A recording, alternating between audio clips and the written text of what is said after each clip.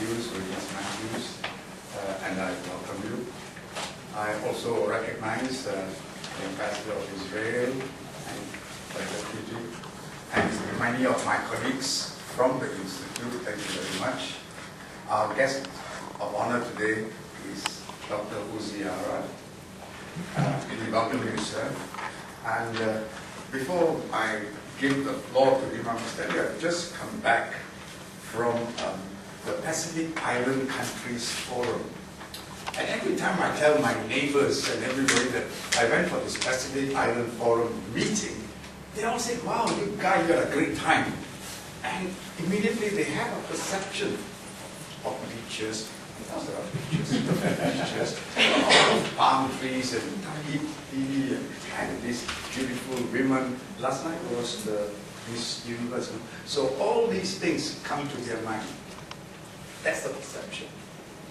The reality is that 40% of the children of those islands don't go to school. But that is not in the public perception.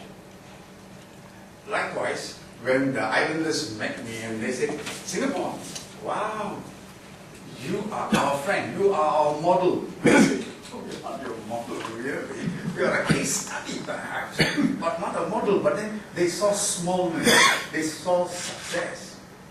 So I had to explain over and over again that we were forced to do many of the things we did. And this particular book, The Fundamentals of Singapore's Foreign Policy, Then and Now, delivered 2 years ago, I had to send copies of this to them, which simply said that we are a small country. Small countries have no right to exist. Small countries will fade away, will be washed away, swallowed by people. But we did that. We're still around. No? So we said that's because we make friends.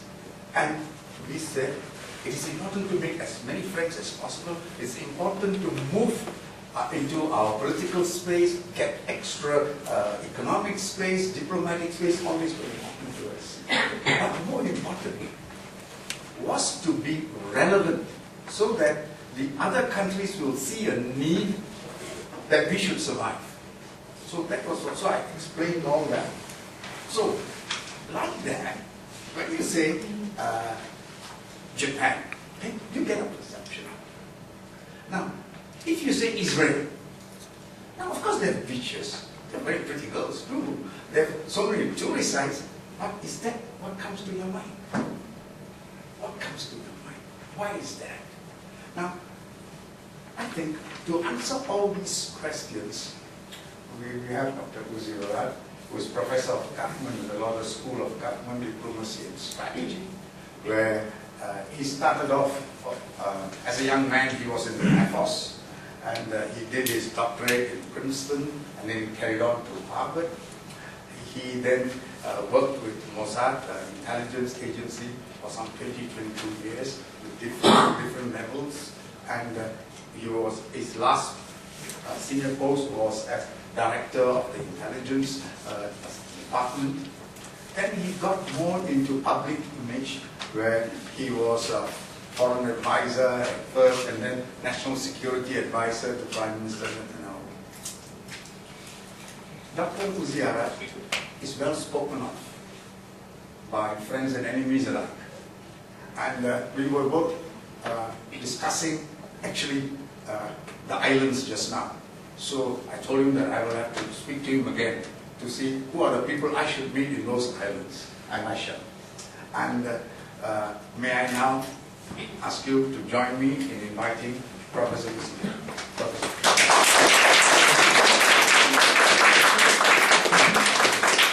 I usually stand so that I look better than I stand.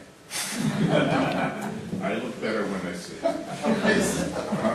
And besides, I'd like to consult my notes, but thank you very much, Ambassador, for your words and the introduction by way of association, and also thank you for inviting me here.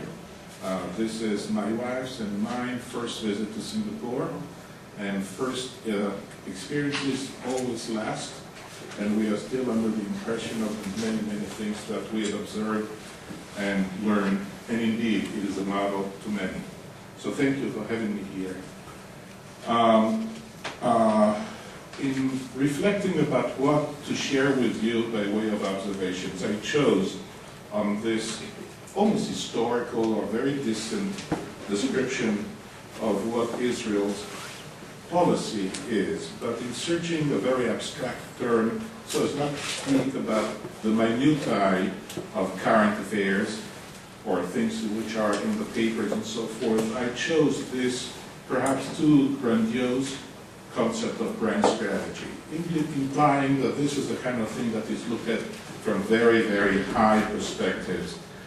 It is also very much my own articulation of what I think Israel's grand strategy is, and please take that as not an official. Of course, the ambassador will support my claim. I'm not speaking with authority for the government. These are personal observations we'll be making that of Israel's policy as I see it.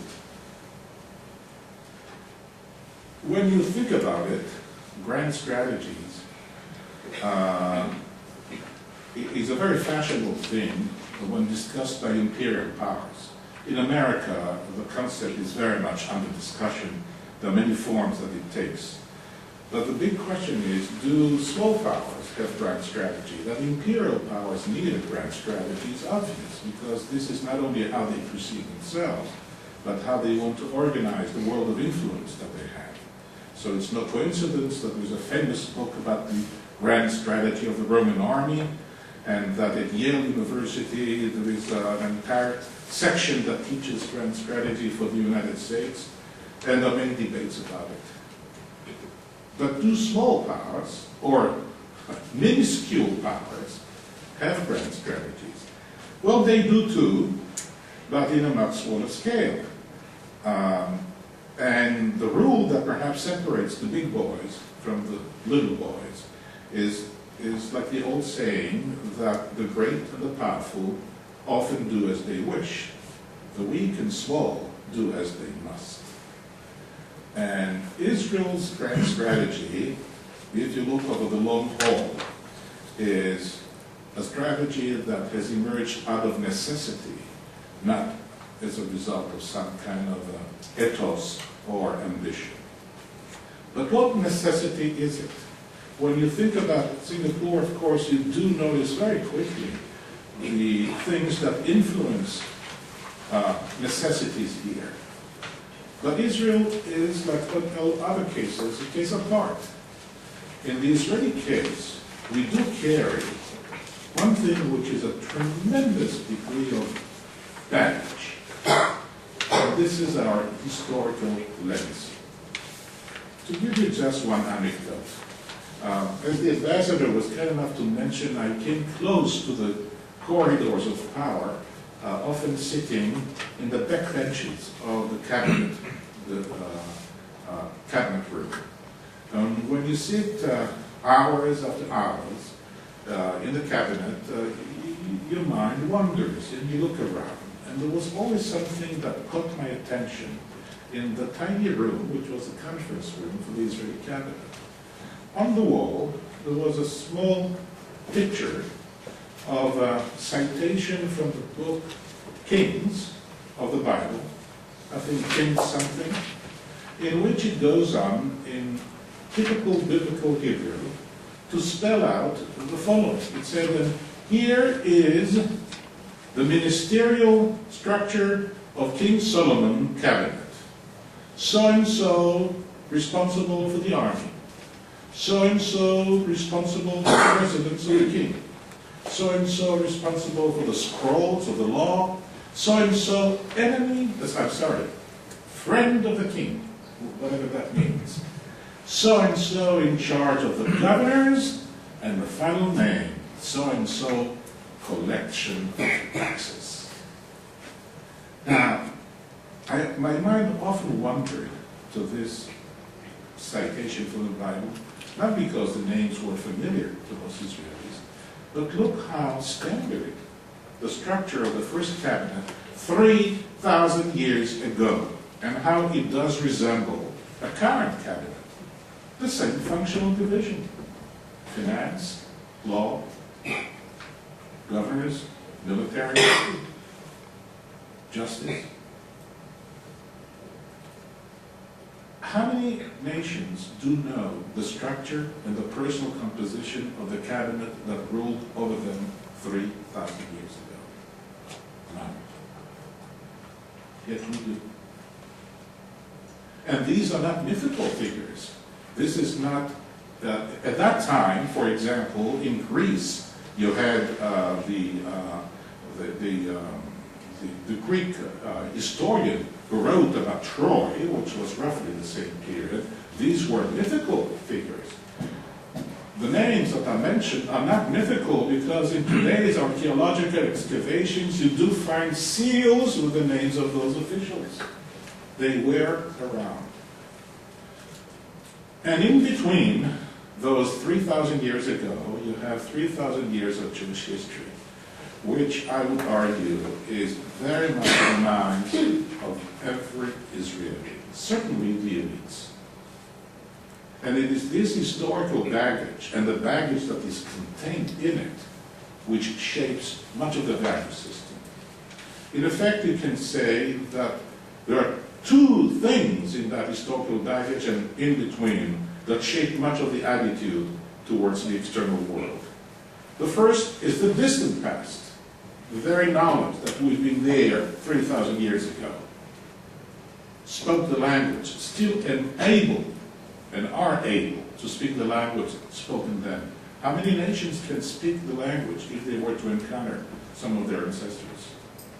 No Greek could, no Italian could. We can. Although Hebrew was a dormant language, it was kept alive in some sense, and it is now a spoken language. So we have the distant legacy, which is very much branded in the psyche of modern Israelis. And then, of course, there is the recent past, no less deeply branded in Israeli psyche, and that is the Holocaust. Now, the Holocaust was not a single event. It was a traumatic event in an industrial, advanced Western nation, but it is a long series of such actions in which the Jewish people were discriminated against and were acted against violently over history. There is this British historian, Louis Nemier, Jew, who was an historian in one of those universities, and he preferred to study British history and the history of the British gentry over Jewish history. And when asked, why don't you study the history of your own people, he said, there is no Jewish history, it's only martyrology. It's the lamentation of one destruction after the other. In fact, when you talk about distant history of ours, our distant history is listed by the big destructions we've had. We have the destruction of the first temple, and then we have the destruction of the second temple, both were followed by exiles. These were the defining events of our history. So in essence, we talk about three major destructions, speaking of survival. The first one, the destruction of the first temple and exile, the second, and then the Holocaust being the third destruction. That is our historical legacy. Now, what kind of consequences this has for present-day conduct? That survival is an essential thing. This is true for all. But the unique form it takes for the Jewish community and for Israelis is something else.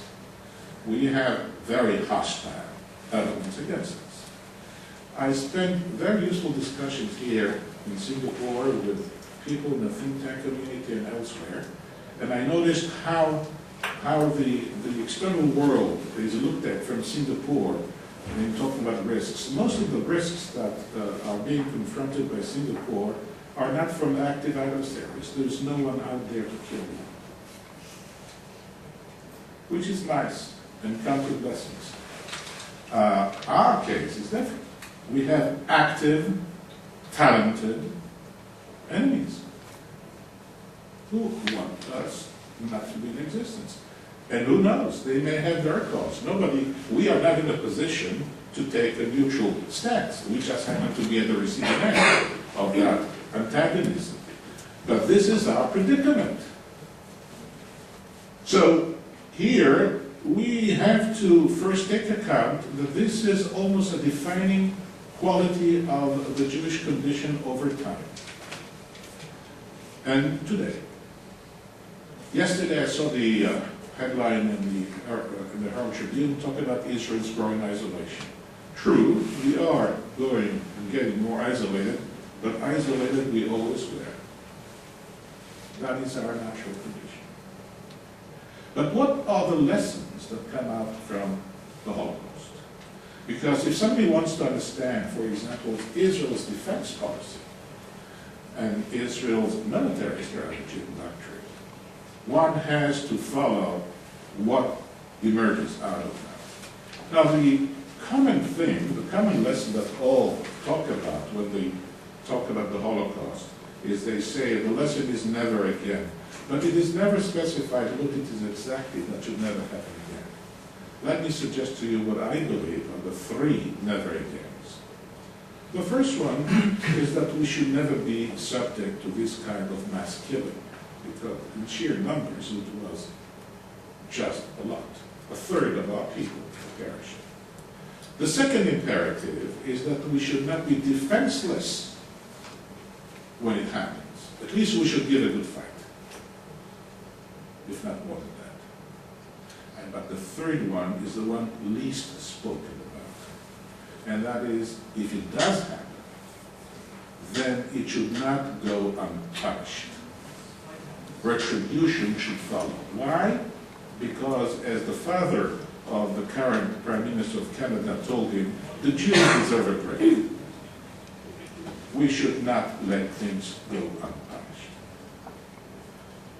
Now, when you transpose all this into the doctrine and policy and the grand strategy of the newly established state of Israel, you do see the fingerprints of these memories, of that legacy, of that historical, that even existential predicament or imperatives.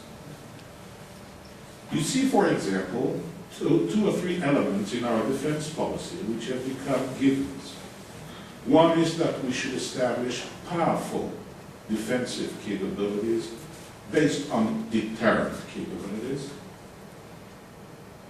and that we should always be on the tip of our toes, vigilant, able to provide warning so as not to be caught by surprise, because we are small in numbers. And if we are caught by surprise before we get mobilized, this is much to our detriment. That doctrine, which I combine all, has emerged with Israel's own grand old wise man, which was Ben-Gurion. And essentially we credit Ben-Gurion with providing those major tenets of Israel's doctrine: defense, deterrence, warning, vigilance. We ascribe to another of our great leaders, Menachem Begin, yet another component, which is an interesting one in terms of managing risks. His was what is referred to as the Begin doctrine, that is to say, in the practice of what is referred to legally as anticipatory self-defense, or in strategic jargon, preemption, namely you act proactively before a risk is imposed on you so as not to confront the consequences before it's too late. You preempt. As you know, Begin, when he faced Iraq, which was proceeding to develop nuclear capacity, he ordered a preemptive strike. And that is what stuck Iraq for a number of years. We practiced, so it is said, the same doctrine again when we struck the Syrian reactor. That has never been officially confirmed, but it is supposed to be the practice of this preemptive strike capacity. We never had to act towards Libya, which was moving on nuclear weapons, because it conceded that to the British and the Americans. But today, Iran is the major question. Will Israel practice that doctrine, the Begin doctrine, of acting preemptively, or will it sit by and see and face the consequences? Be it as it may, in light of its condition and against the backdrop of these imperatives, these are the main elements, the defense elements of Israel's grand strategy. But in diplomatic terms, which are the tenets of Israel's grand strategy? Here I would argue, again, as a legacy, as a lesson of being small, with limited resources, and speaking only half-jokingly, there was a tenet, look for a big brother. You need a big brother, but not in the literary concept, just having one of the powers on your side. You may, of course, now you all know that America is Israel's closest ally, and Israel is America's ally, because it is a reciprocal relationship. But that this has been the case is well known. It is a special relationship. I think America has such a special relationship only with Britain. It is multifaceted, covers military, diplomacy, science, intelligence, and of course, private cultural things. It is the construct of many. It was not built overnight. It is an edifice that was invested in over the years through the practice of both prime ministers and presidents, but many, many diplomats, officials who over the years, brick on top of the brick, did create a body that constitutes a pillar of Israel's strategic posture, which is its alliance with the United States. But America was not Israel's first ally. Immediately after the independence of Israel was taken, France was our closest ally. And from the late 40s, culminating in the 50s, and ending in the 60s, it was France that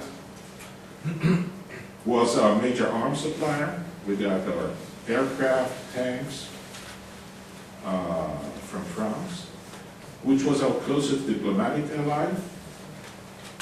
It is France that helped us initially with the nuclear technology, having built a nuclear reactor in Israel. And it is France with which we went to war in that famous collusion with the British on the Suez in 1956. And that is the ultimate test of an alliance. But France, the alliance with France lasted as long as France had interest in confronting the Arab world, and once the war in Algiers ended, the interest of France shifted. France developed its own politique arabe, and Israel had to search for the other ally, and there it was, America. So the principle, however, remained. Israel always had a close alliance with a major power at the time, which was, as I said, a multifaceted alliance. But what were we to do when it came to the region? In the region, of course, we were an island surrounded by Arab and Muslim states, most of whom didn't like us a bit, and many of whom had participated in the invasion of Israel in 1947, and some kept the state of belligerency with us over the years. The strategy that Israel employed, again through the inspiration of a few individuals, was to outflank first the Arab world. And initially the strategy that was perfected, kept secret, in the 50s and 60s was to establish special partnerships with countries on the periphery of the Arab world. And the key countries were Turkey to the north, Iran to the east, Ethiopia to the south. That was a trilateral arrangement managed effectively over 10 to 20 years, covering many areas of cooperation, always quietly, but had the geopolitical logic of being a way of breaking through the encirclement by establishing a ring of partnerships, working against the center. That trilateral relationship collapsed with the Iranian Revolution, but it is precisely at the same time, however, that Israel had successfully managed to make a breakthrough into the heart of the Arab Middle East, and that was the peace that was accomplished with Egypt. Nothing could equal that accomplishment. it more than compensated for the loss of the reliance or the alliance with Iran, having signed peace with the leading player of the Arab world, the country that fought most of the wars against Israel, and effectively so. The Egyptian army fought well in 47, 48.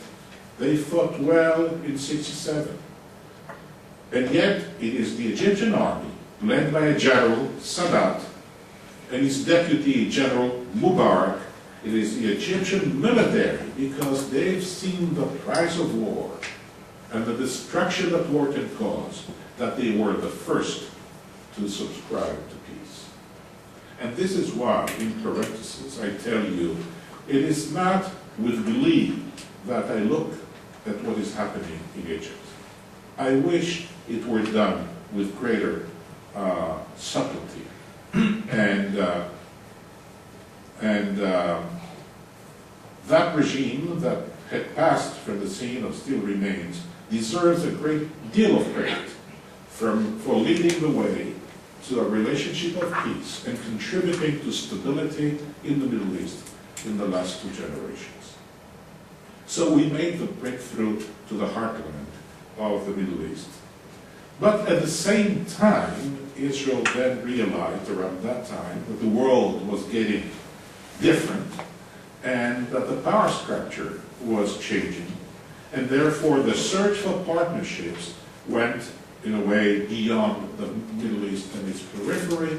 And it is then that you notice that Israel is expanding the vistas of its policy. First, Europe, but Europe was always the old world, so Europe was a natural, but Asia. Asia, it is Ben Gurion who noticed the potential of Asia. It is the second Israeli Prime Minister, Sharet, who devoted a great deal of attention to what was transpiring in Asia. And I think that this curve has been on the increase ever since. So when you look today, what is the policy, the diplomacy that Israel is seeking worldwide, is that, well, it cannot overcome the majority support that Palestinians and Arabs often have by the sheer numbers that they possess. Israel is surviving by striking either alliances relationships or partnerships on where it does have common grounds and common interest, and it is done to tazimut, all over the world. But Asia becomes much more pronounced than, for example, America or South America for that matter. So these are the major contours of Israel's diplomatic approach to the world. Then the question comes, what are we to do with the 2 major problems that Israel is confronting and had afflicted its agenda from the very beginning? The first, of course, is the lingering geopolitical dispute, the so-called Arab-Israeli dispute, or Palestinian-Israeli conflict. It is an ongoing dispute. Clearly, it is in Israel's interest to see that resolved. It is very much in Israel's interest to do so. And I speak in real politique terms, not in terms of Israel subscribing to the noble virtues of peace. Because the absence of peace is harmful in so many ways. It's risky, it's destructive, and since 1967, Israel has also found out what could be the instrument that would deliver peace. But I would argue it started from the very beginning. Because from the very beginning of the Arab-Israeli dispute, going back almost 100 years now, it was a dispute over territory.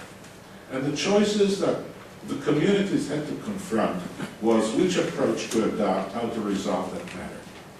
Now, it is interesting to note that all international bodies that have approached that issue, a Royal Commission by the British in the 20s or 30s, the United Nations Committee in the 40s, or different plans proposed in the 50s, 60s, up to now, always fall back on the same formula, partitioning the land. Although in principle, in abstract, you could think of other types of solutions, federated solutions, communal solutions, other types of power-sharing solutions, but somehow, in this particular dispute, usually the approach is to create a partition in which essentially demographics decide the issue. Those parts which are populated by Arab Palestinians should become predominantly Palestinian. Those which are populated by Jews should become Jewish.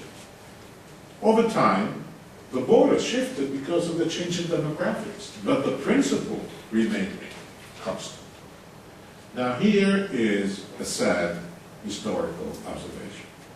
Without exception, each time a choice was presented to the leadership of two communities, the Jews have accepted the formula. The Arabs have rejected the formula. They rejected the Peel Commission, they rejected the United Nations petition, they rejected even the last proposal offered by former Prime Minister Olmert, and before him by former Prime Minister Barak, and before him by former Prime Minister Rabin, and that is a running theme. Why? That's a matter of historical intent. But I'm here to tell you about the Israeli attitude. The Israeli attitude for accepting those formulae is not because this was without an internal debate in Israel. Of course there was. We have our share of extremists at both ends of the political spectrum. But because the government itself, at the end of the day, was led by pragmatism. Pragmatism is the art of not fighting to the absurd limit, but to find the reasonable middle ground, to practice reasonableness in the face of realities. And it is out of pragmatism, often against opposition, that leaders, all prime ministers, had gone for accepting what could be a compromise solution. And having been Netanyahu's advisor twice, I can tell you that at the end of the day, although Netanyahu belongs to a Likud, which is right-wing party, Netanyahu himself, when cast in a position of being responsible for the nation, is no different. He too is a pragmatist. Pragmatism can take many forms, but still pragmatism is pragmatism. And he was willing and is willing, and that therefore is a running theme of Israeli policy to conflict resolution. In short, Israel's recipe for peace essentially has been to trade land for peace. The rest are variations on the theme. You have security considerations, you have political considerations, but the major trade-off is territories for peace, and that remains a pragmatic approach to the matter. But it is an elusive peace, and I'm afraid that we are not getting any nearer if you look at what is happening around. So, we will be running and searching for that solution over time as things evolve, but I don't think there would be a departure from that Israeli aspect of its policy to search for a compromise, to search for a pragmatic peace, both procedurally and substantively. And then what remains on the agenda, which has been a major problem, is if the conflict with the Palestinians and the Arabs has been the geopolitical problem, then we have the geostrategic problem, which is the nuclearization of the Middle East, this time around with Iran as the leading candidate. There too, we confront a dilemma. The dilemma is there. Iran is proceeding, however incrementally, to acquire the means to build bombs and to deliver bombs. And this is an undeniable process. The world had decided through its international bodies that this is unacceptable. Sanctions have been placed. I think there is unanimity within the Security Council on this matter. So the issue is not in debate on the principle of it, that a nuclear Iran led by this regime would be catastrophic to the Middle East, would be catastrophic to the Gulf, would be catastrophic to everything, and it would be an existential threat to Israel. Question is, what is to be done about that? Unfortunately, one of the adverse aspects of the so-called Arab Spring is that this is such a happy distraction from the real issue. Everybody is excited by the prospects of greater democracy in the Arab world, and this attracts a lot of attention and political capital. and political energy away from what should have been a much more determined effort to block the nuclearization of Iran. Iranians, quick to notice that, are pressing on regardless. And this may come to a decision point sometimes in the not too distant future, and then we'll see what would Israel attitude be. Israel has always looked on the international community to address that problem being a truly international problem. But should the world fail to do so, should the powers fail to do so, then we will have to see whether that begging doctrine is still in place or it has changed. And indeed, this brings me to my concluding comments. To what extent should Israel change or reset its grand strategy in light of the very dramatic changes that we are now seeing worldwide, globally, regionally, within the Arab world, and in so many manifestations? Logic would dictate that, of course, Israel should change. After all, it is a sin of diplomacy to remain ignorant and oblivious to changing realities and to changing landscapes. So logic would suggest that something must be in the offing, and Israel has to adjust what it does if it wants to better perform and maneuver on this very, very tricky new landscape that we have in the Middle East.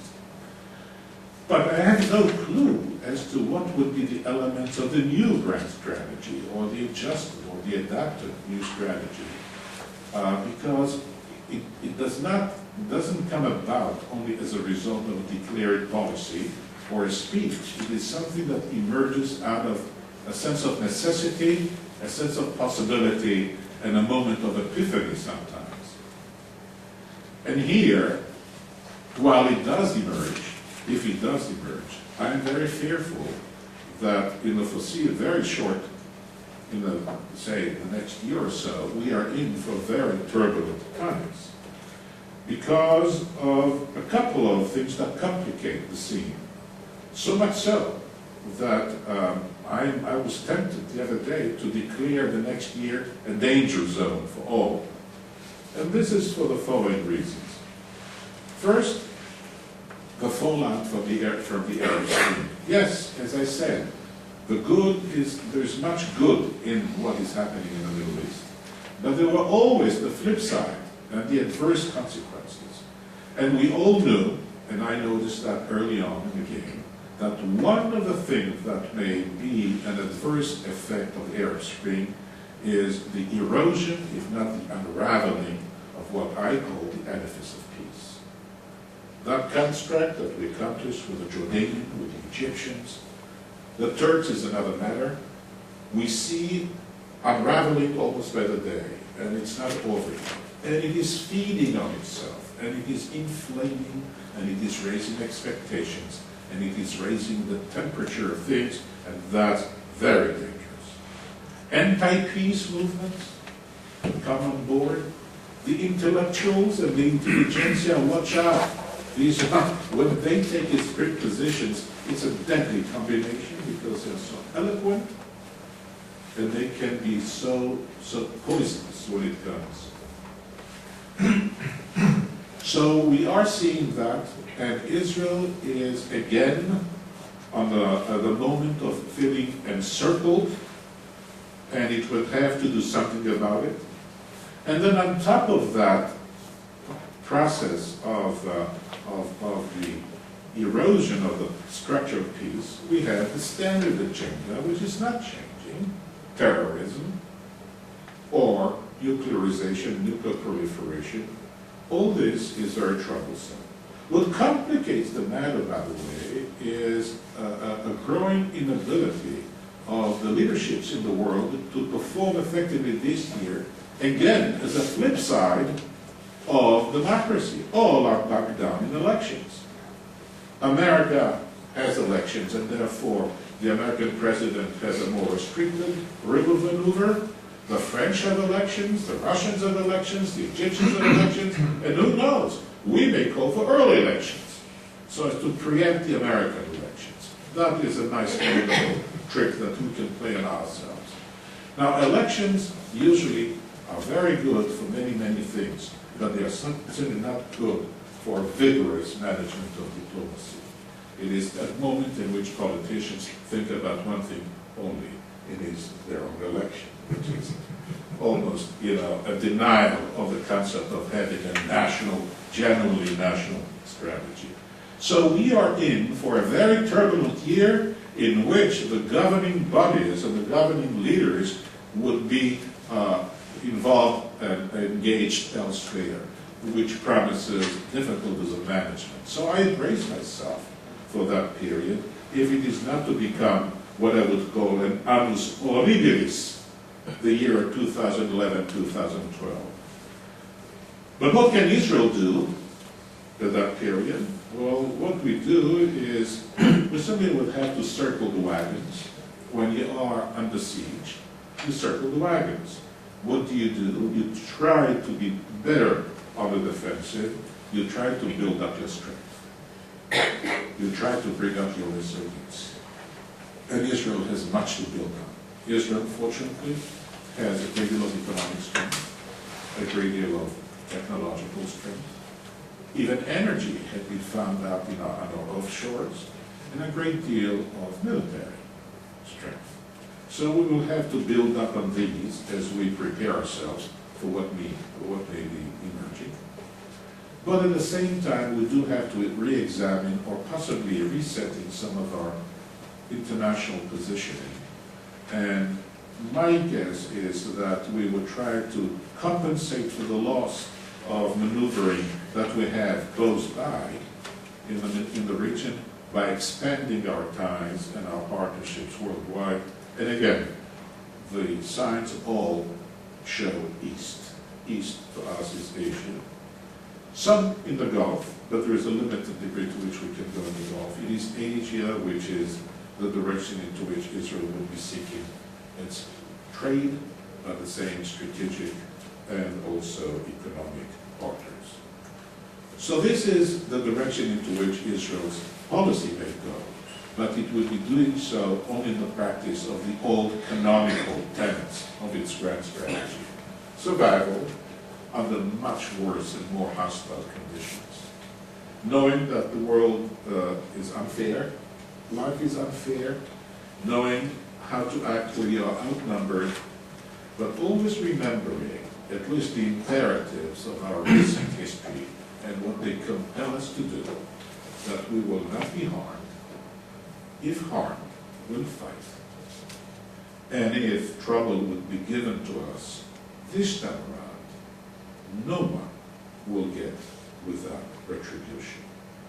Even Erdogan. Thank you. Thank you very much.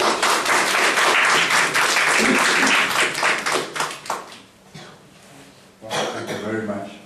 He promised that he would be very forthright and forthcoming. Thank you very much. We now have the floor open and we invite questions. Please identify yourself as a courtesy to the speaker and address the chair if you may. Thank you. Please. Hi, my name is Gustav Poetius. I'm a research assistant here at the MEI. Thank you very much for the speech. It was very impressive and ominous. I would like to go back to the very beginning of your talk when you sort of outlined the origins of the legitimacy of the Jewish state, which I personally do not question whatsoever, but you went back to history and you alluded to the foundation of original Jewish state Israel 3,000 years back in history. Now, I'm not saying that this kind of mechanism for the derivation of legitimacy for a state is wrong. I think if it can be derived, it's excellent. However, if you are employing such mechanisms, they must be employed universally. And taking into consideration that the Chinese map is not indigenous to Singapore, the land and the Singapore, and considering the obvious sentiments of your host, would you like to revisit or perhaps reassess the wisdom of such a statement?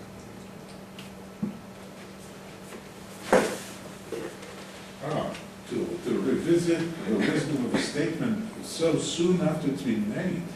That's very cruel. Very cruel. But what is exactly the point you make it? In light of what you said about the Chinese mainland, what was the argument made? Well, I think the argument is that I think the Chinese population in Southeast Asia, in Singapore, is a relatively fairly recent occurrence. Oh, yeah. And certainly does not go back as far as 3,000 years. So I'm wondering, is this something that could be applied to this region as well? I understand. No, I think, look, it is true that as I'm a guest here, and I cannot help by thinking a great deal about your own personal experience, I mean that of Singapore's. And remember, I took the possibly indelicate. I asked you what will make Singapore retain its sense of national identity 50 years from now. Not because I think this state doesn't have any, but because the pressures of globalization will be such that even older national entities would become strained. And when I can foresee that much of the world would look different, even established countries with hundreds of years of national independence and private empires would dissolve. So what will make this new experience one would stay? My guess, if things do change as they do, will all be merged into other things. Mergers and acquisitions will take place wholesale. And we all would navigate to those that we feel accepted and will do so voluntarily, as most Europeans essentially joined the European Union voluntarily, most, not all. So it would be a voluntary. So, as you said about Malaysia, at one point you volunteered to be part of it. So the construct of the future will probably give new definition to the current choices, and you know that so much better than I'm simply intrigued by that. But sometimes, as Jean-Paul Sartre said, you are defined by your enemies. They decide who you are, and when they excommunicate you, well, then you are well defined. They establish the definitions. Now, we Jews have been often discriminated in such a way, so whether we liked it, many of us wanted to assimilate, but we were rejected, so we were defined by those who rejected us. I don't wish you that condition, but it may resolve the problem. Given a sufficient array of enemies, and you know you will remain what you are confronting those enemies. But this is not something that one wishes for. But reflecting on legitimacy, let me tell you something else about Israel's legitimacy, compared again to the legitimacy of others. The legitimacy of a state often is tested through a variety of means, not only by the legal claims that you can make. We are entitled because we speak the language, therefore. But what is it that you do about the land? Just before coming here, my wife and I and a few friends, we traveled across Israel to ArabIsraeli, to Nahalal, to some of those old settlements where the first pioneers that established modern Israel 100 years ago settled down. And first, you cannot but be impressed by how few they were, but they were dedicated. They had many of them were trained in science. There was a lady who came with a doctorate from the Sorbonne. She was but she believed that working the land is the highest form of loyalty to one's country. So she gave up her professional expertise to work the land, agriculture in other words. And indeed, Israel did see as a vindication of its return, working the land. So whoever works the land in some way demonstrates an attachment, and it is not just sentimental. But there is a more ultimate test, and it is when that land is being contested, when somebody is about to invade, when somebody is about to take that land away from you, will you defend it or not? In the Second World War, the Germans were approaching what was then British-held Palestine, and they were approaching with the German armies led by Rommel, the African Corps, across the Libyan desert. They were nearing Egypt, and the mood in Israel was that they made a breakthrough. At that time, the British had a conscription. They asked all residents of Palestine to volunteer to the British Army. Not one single Arab volunteered. All volunteers were the Jews. We chose who is willing to fight for the defense and who essentially may want the occupier to come. But that wasn't the end of it. When just before El Alamein, when no one knew that the German advance would be blocked, a sense of panic emerged in Israel. And they started to prepare a kind of a last-ditch defense. And what we saw in Nahalal and places like that, they collected arms so that they could concentrate and lead a last battle against the incoming German armored divisions to fight it out in the mountains of the Carmel. That is yet another way that you gain legitimacy. When you're willing to put your money where your mouth is and defend at risk your entitlement. So I looked at the way the British did not defend Singapore. It was a bad day for British. It was their responsibility to defend. They didn't fight. And it was late in the game. It was not by surprise that the Japanese were here. 1942, and you lose that, that's the way you lose legitimacy, even for a colony. Think about it. Yes. Yeah, thank you very much, Dr. Uzi. I like your talk about the grand strategy. But, you know, I think we are talking about Israel as grand strategy here. And it is bad to insinuate, you know, that the Singapore situation is the same as Israel. I think there's no basis at all. I'm not saying that you did that. I agree with you completely. It's completely different. I just want to make a statement. I'm not saying that you did that. You know, I think it is silly, and we should not do that. We should talk things sensibly. We have got a.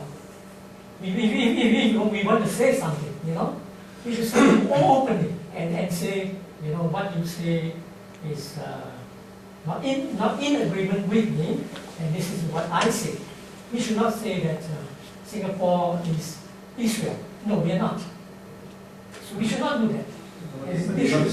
But that was precisely my point. For example, if I started my talk by saying that to understand Israel, for a person from Singapore to understand Israel, you have to put yourself in the shoes of somebody who has 3,000 years of history. It is only to underscore the point that it is so different. I did underscore the differences, not the similarities. I don't think there are many similarities. I think that the similarities are superficial, smallness, that type of thing. But the differences are huge. So I'm not suggesting anything. No, I'm not saying that you did that. I'm saying that to each one of us here, you know, that we should not do that. Of course not. By the way, example Singapore and Israel, when you think about it, the differences between nations is such that seldom you find identities. Because when you talk about grand strategy, which is more than, say, the mundane practice of diplomacy, grand strategy is a combination of the cultural, psychological, ethos, history, of a nation coupled with its geostrategic location and natural things. Now, culture are completely different among societies. So when it comes to grand strategies, most grand strategies of different nations are completely different.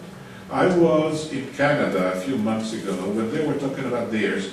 Although they resemble in so many ways the United States, they are neighbors of the United States, they speak English with a French accent, and they're there. The grand strategy of Canada is a world apart from the grand strategy of the United States. So you're absolutely right in making that statement. One shouldn't think in such terms. Yes. I'll take you then you. Okay. Yes, my name is Scott Al-Samed. I'm from here at the Middle East Center. Thank you for sharing your perspective. I have two questions. One, you had mentioned almost derisively about or dismissively about the continued emphasis on partition as a potential way to move forward toward peace. I'm wondering if you had a different perspective personally, other than a two-state solution, as an avenue toward peace. The second question is, you mentioned that part of Israel's sort of ethos, going back quite a while, is that they're surrounded by nations that want to see their eradication. And I think in recent years there have been overtures from a number of Arab countries, Saudi Arabia comes to mind, for example, where eradication is not what they're claiming. They've actually offered to normalize relations if Israel withdraws to the 1967 borders. So I'm wondering, to what degree does the shift in Arab attitudes reflect on Israeli security policy? Let me start by the second question. Of course, it isn't, not all countries are seeking the eradication of Israel. It's enough to have one who declares it openly and is in a position to do something about it. And at the moment, it is Iran, which happens to be, by the way, Saudi Arabia's opponent as well. And this is one of the reasons why you're also right. The degree of common understanding that we have now with the Saudis is at an all-time high. Saudi open-mindedness has always been there, but their policy is much more cautious. But in recent years, in light of this common threat, Saudi-Israeli interaction, often quiet, is there.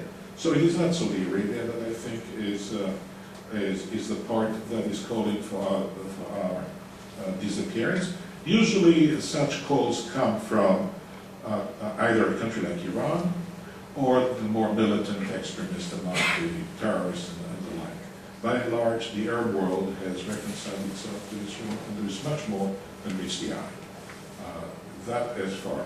But mind you, still it's a rare occurrence, because I would challenge you, go to the UN among the 180 or so nations and ask any nation, is there any nation here which has even one country that declares openly that it wants to see that state go away?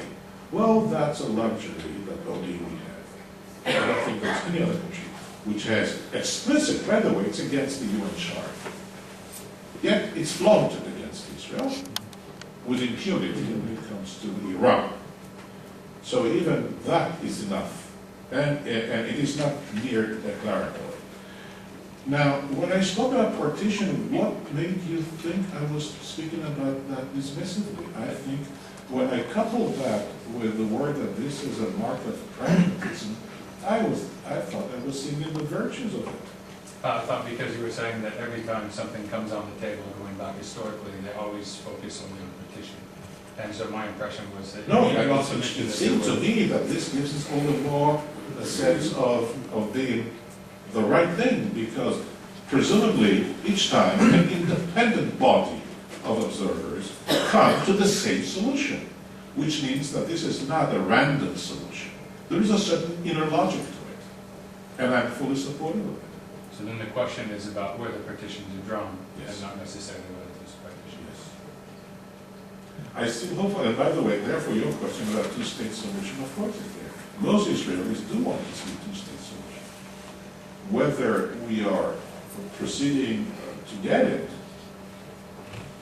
is another matter, because not all want it on the other side, and besides, you have to work it out to turn that into something which is practiced, not only preached.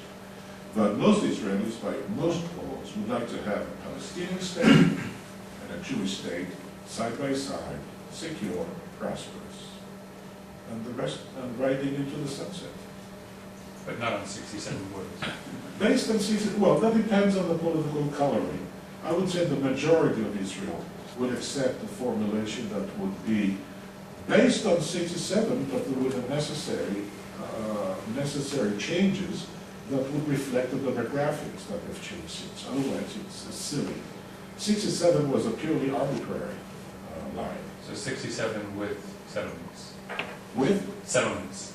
Not all.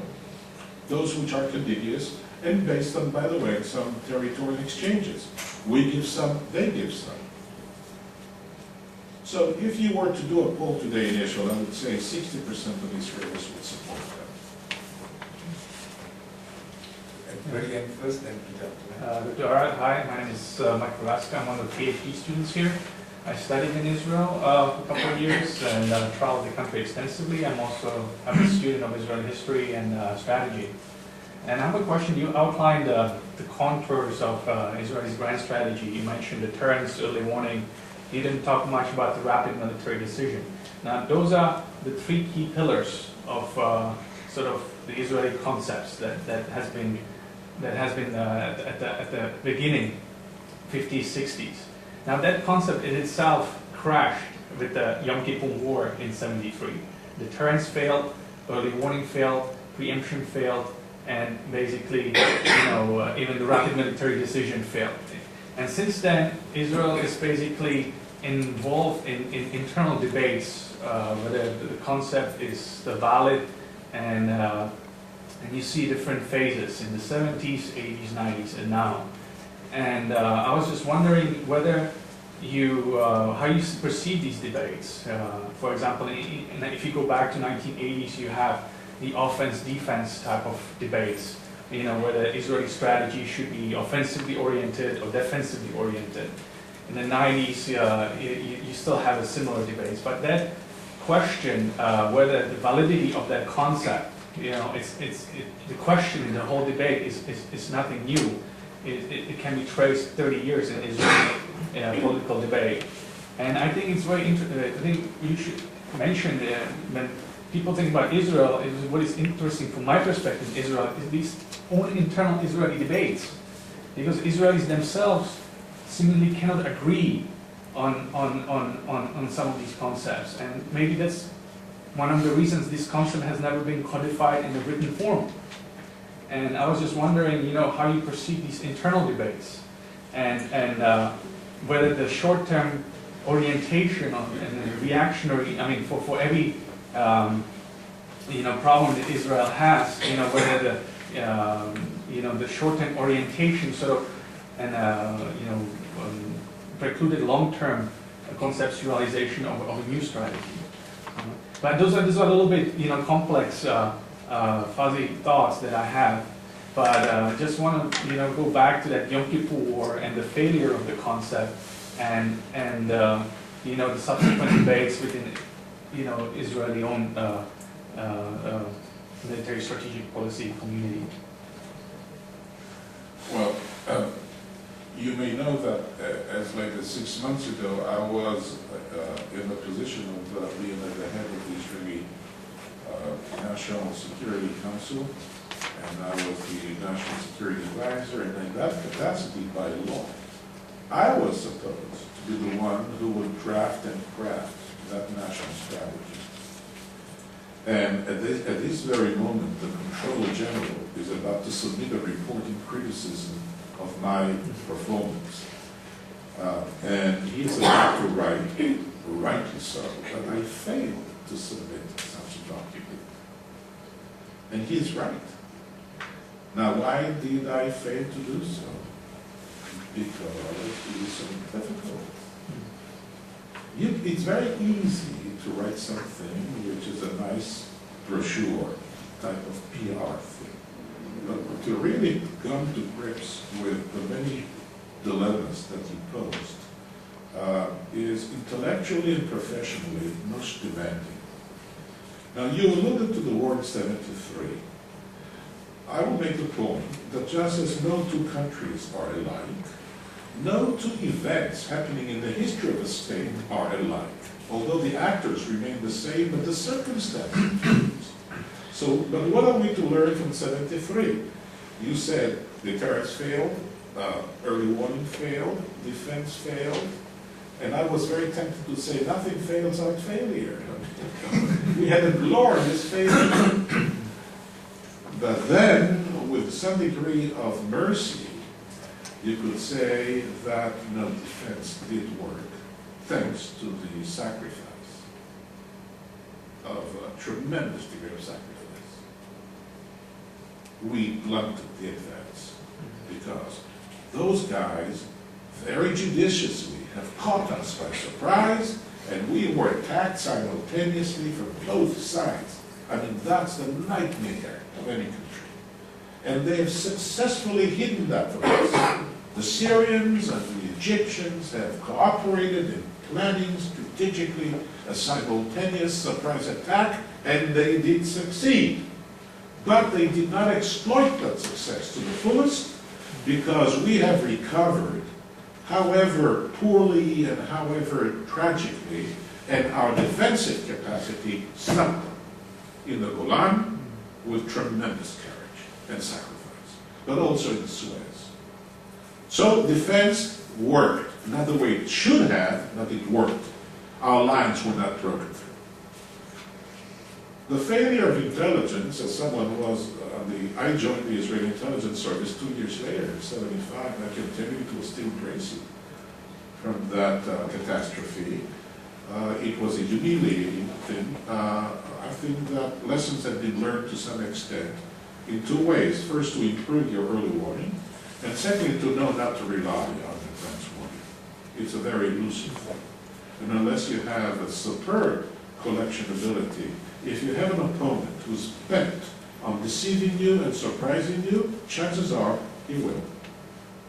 So you cannot gamble on that. So you have to bring into the system. Now on deterrence. Deterrence works only at the very high levels of violence, not at the low levels of violence. You cannot deter terrorists. What do you say? Kill them?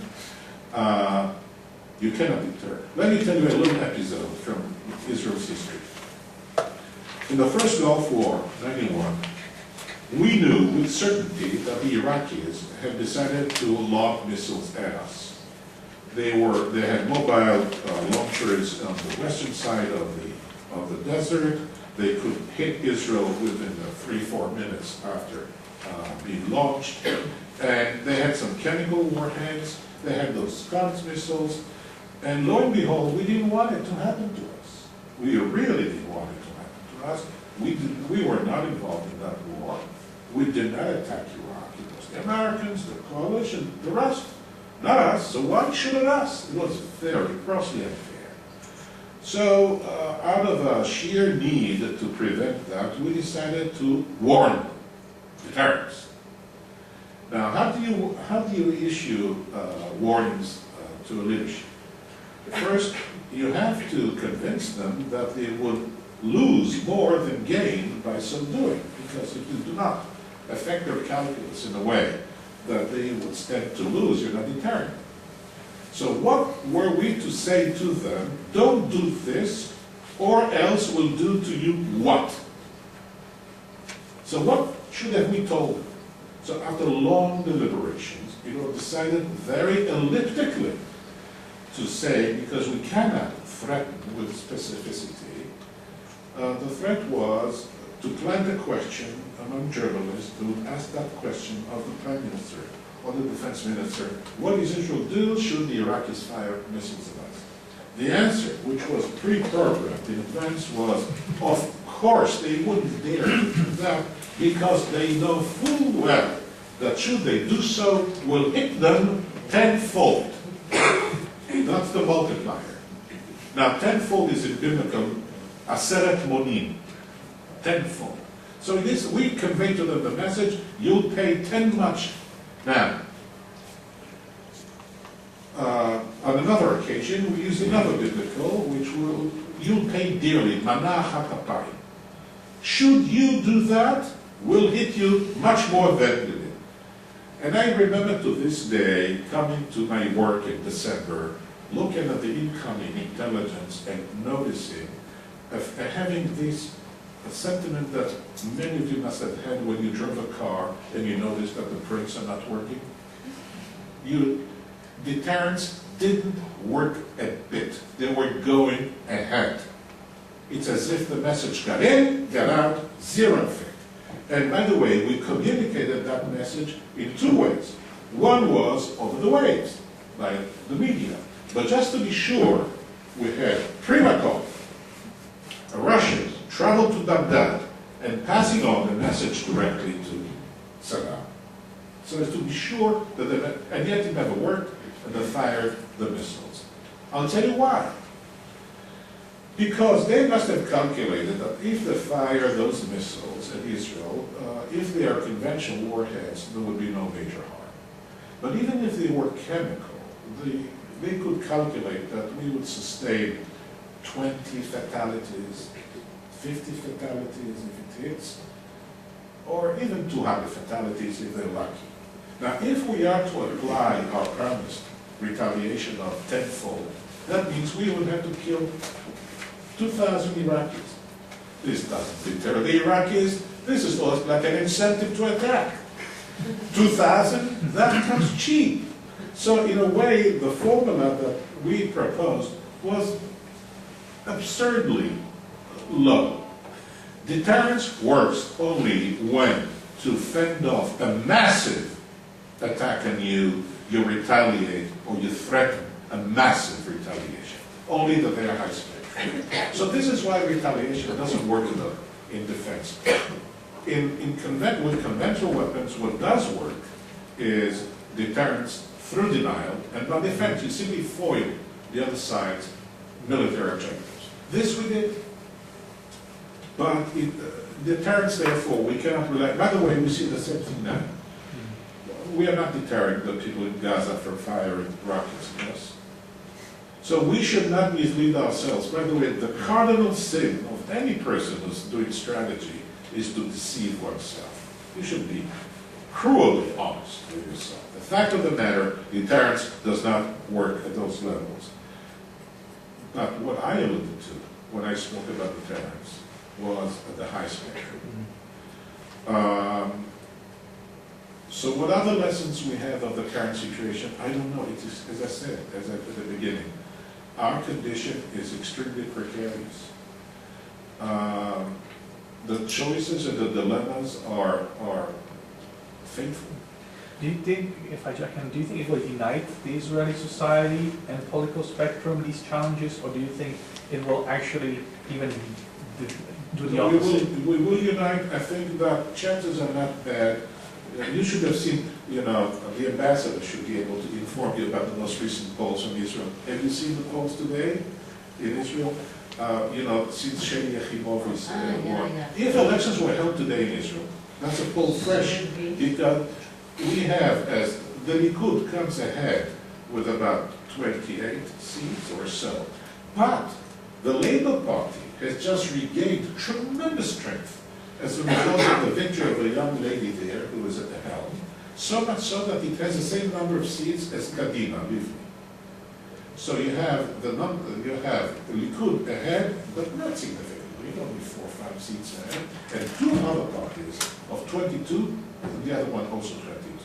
My guess is, Madam Ambassador, if it is Likud, he'll go into a coalition with Sheni Yachimovic and will have a national unity.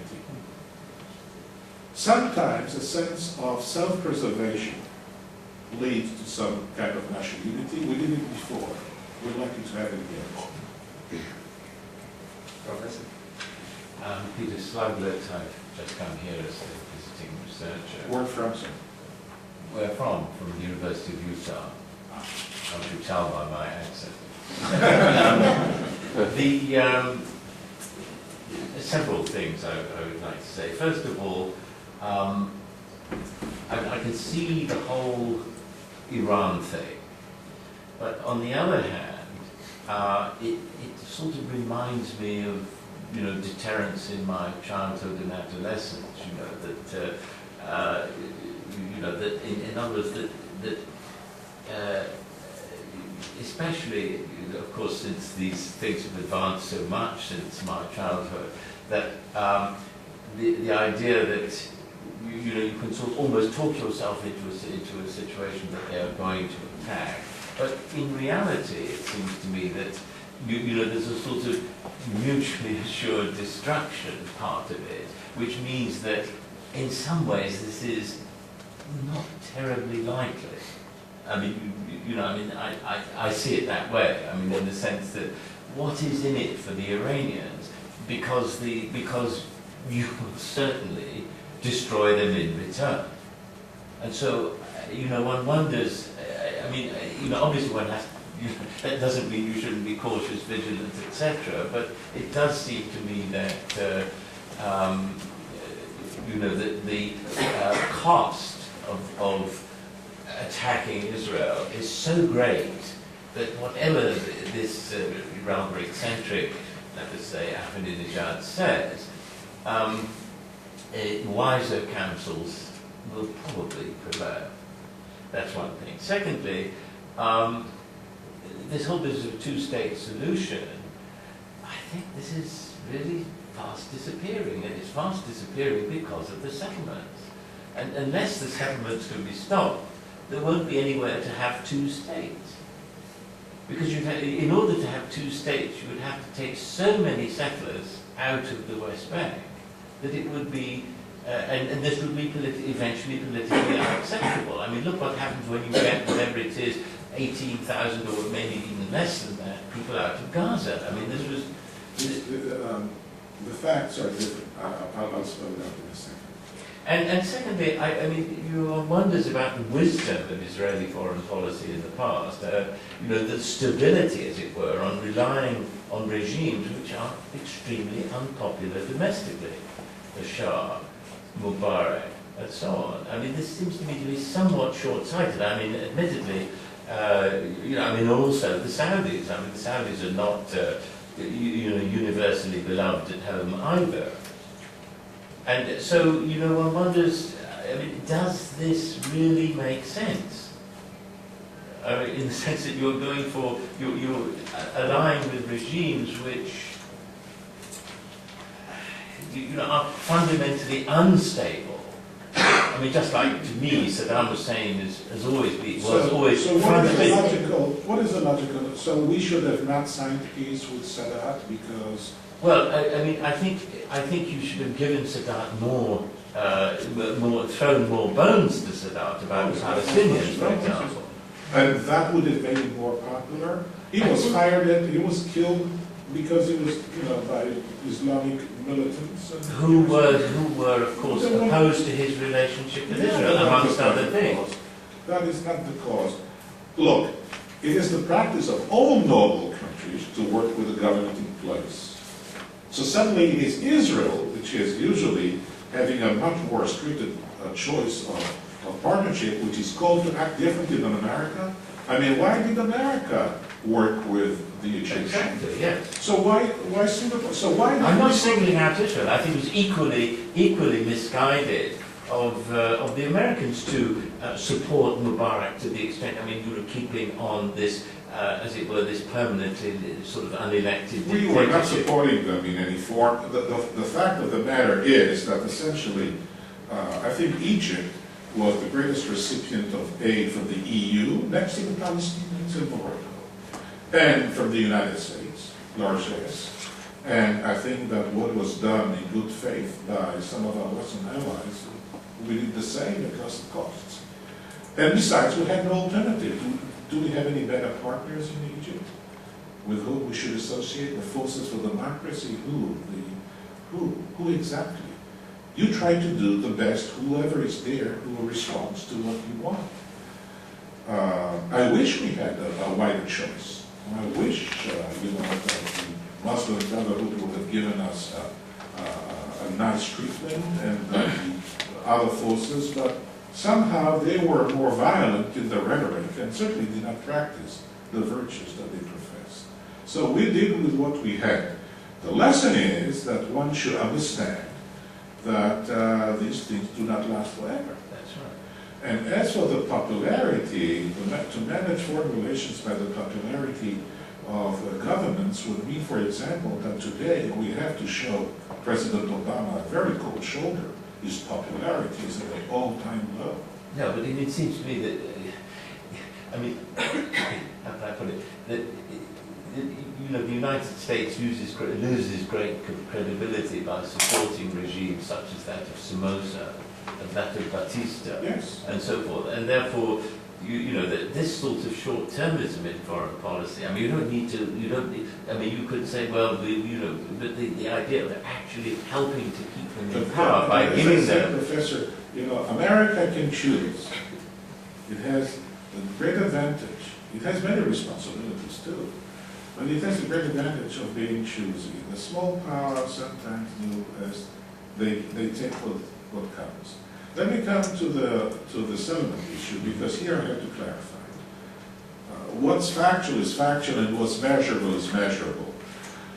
Most of the settlements and the inhabitants are on less than 4% of the West Bank geographically, and it is under most calculations and maps produced by the Sun, the so-called swaps would entail something like between 5 to 8% of land which is contiguous to Israel anyway, and which would be then offset by Israeli exchange of land which is not populated, and 95% of the West Bank remains Palestinian and is Palestinian. So the settlements do not change the geographical configuration at all, because they remain the same. It doesn't matter if you have in a small city, you have 1,000 people or 2,000 people, it's an increase of 100%. But the geographical span of that city remains the same. And all that had been frozen long ago under Rabin, and it hasn't changed. What about Jerusalem? Well, Jerusalem is part Arab, has Arab quarters and has Jewish quarters. Jerusalem is a separate issue, but those parts of Jerusalem which are built up are the Jewish quarters that will remain Jewish because they're already Jewish. Yes. There is no change in the geographical expense. It is a point often made in trying to make a point. But those who are in the business know that the few settlements that do make a difference are those isolated settlements that are deeper into Palestinian territory. But it is well understood that those settlements, if we ever come to an agreement, would have to be evacuated.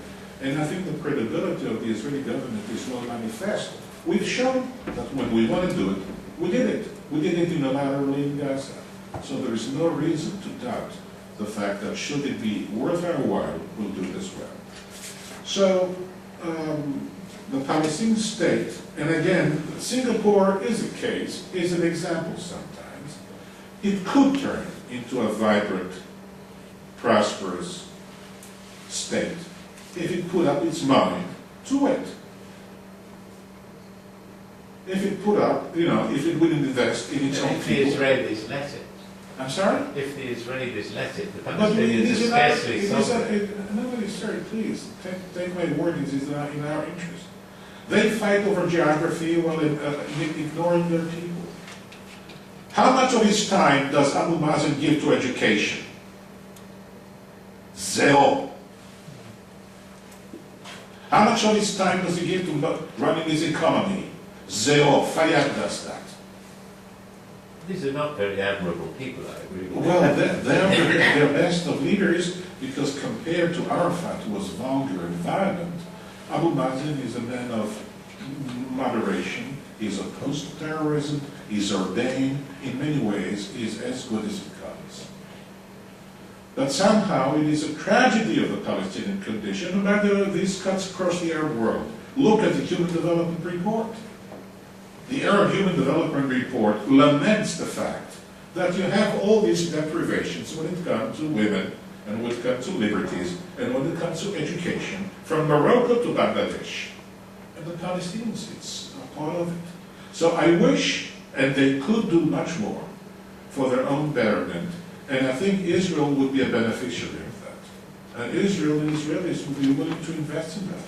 And many do. My wife, for example, she's a banker, she's here. She often sat with Palestinian financiers, trying to help them manage their financial economy by using best practical purposes. Have you not done that? So much for this. Now, your first question, you spoke about Iran. Yes.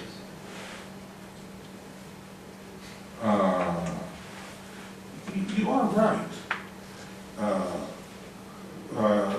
If Iran were to become nuclear, and if Israel always said that it would not be the first, but it certainly might be the second to introduce weapons into this, if it would become a nuclear Middle East, probably a balance would occur, a balance of terror, and the likelihood of an eruption of a nuclear war is very slim.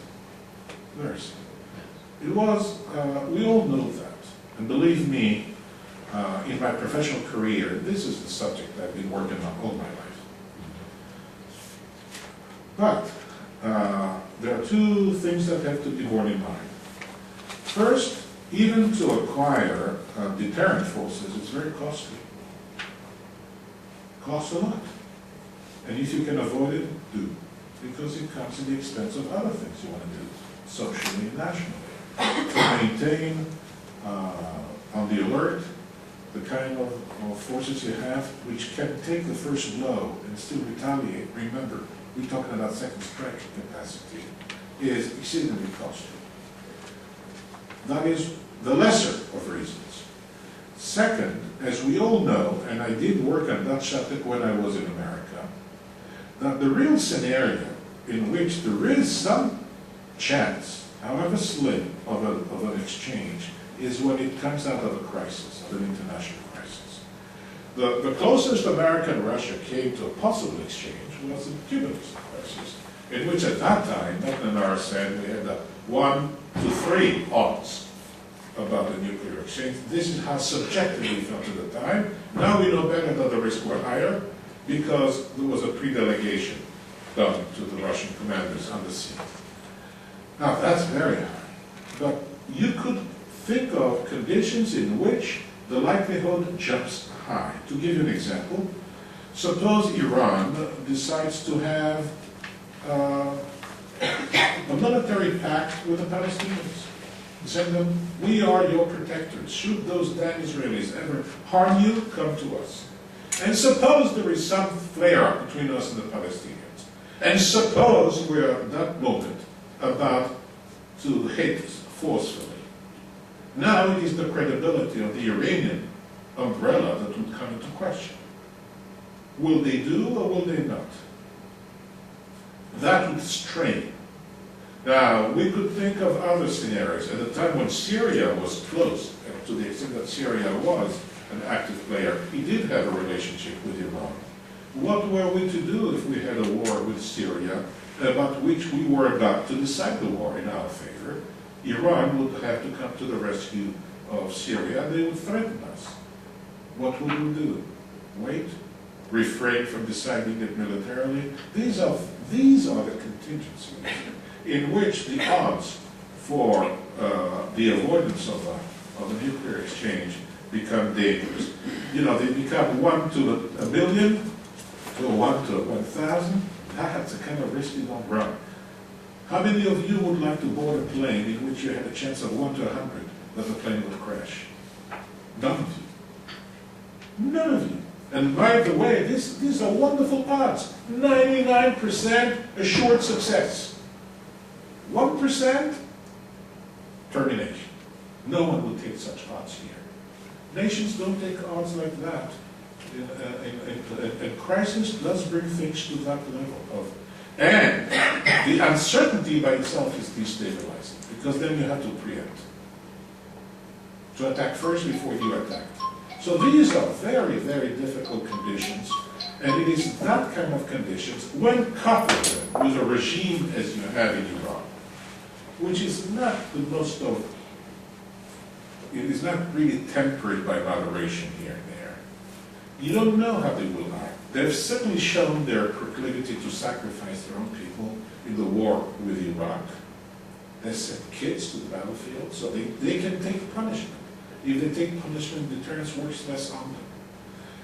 All these added up to other things that can happen under a nuclear umbrella. For example, a greater militancy in the Gulf, a greater degree of activism.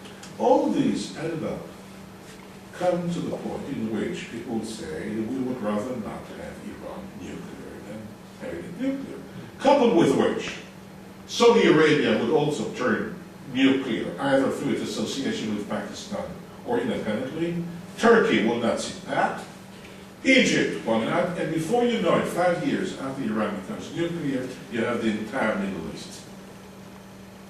The part of the world which is the most volatile, over which so much dependence on energy there is, becomes not only the most militarized, as it already is, but the most nuclearized. So, it's better not to have it.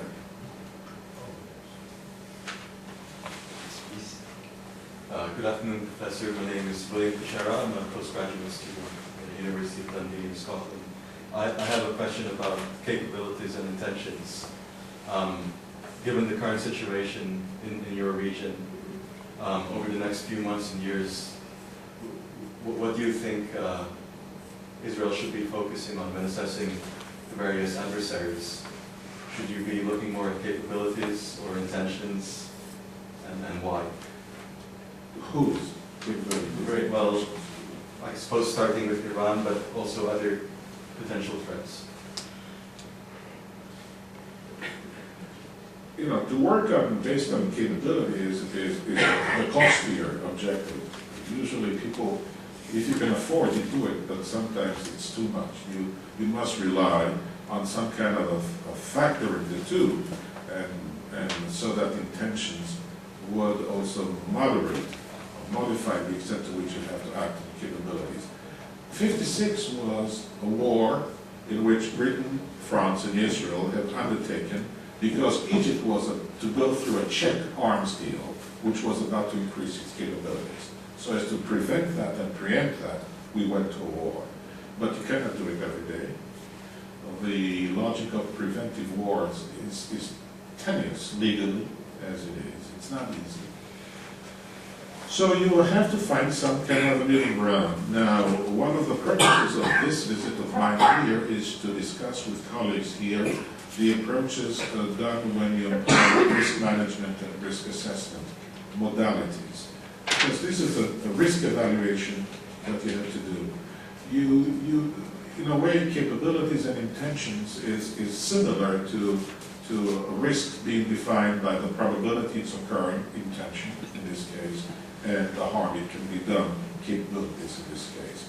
And you have to have an adequate measure of the risk. Israel would have to do a very, very complex exercise at defining the risks it can live with and optimizing its response. You cannot address all risks. You have to address those risks which are existential by nature, if they are such, and those which are of lesser significance to either transfer or to, here near, resolving the Arab-Israeli issue is a mitigation of the probability of the eruption of war.